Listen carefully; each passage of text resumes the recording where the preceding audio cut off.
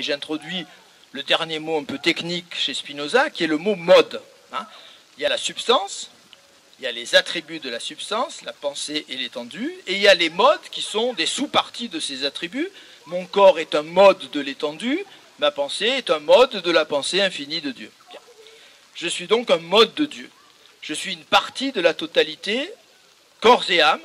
Mon corps appartient à l'infini de l'étendue, mon âme appartient à l'infini de la pensée.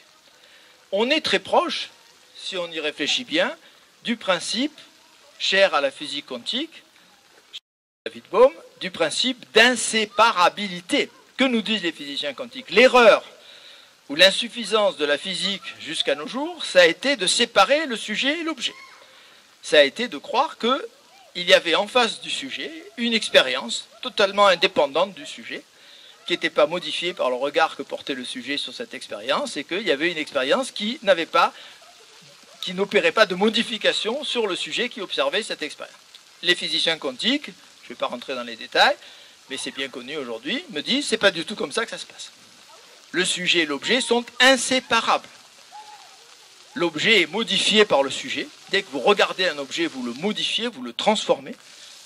Et inversement, cet objet transformé transforme le sujet.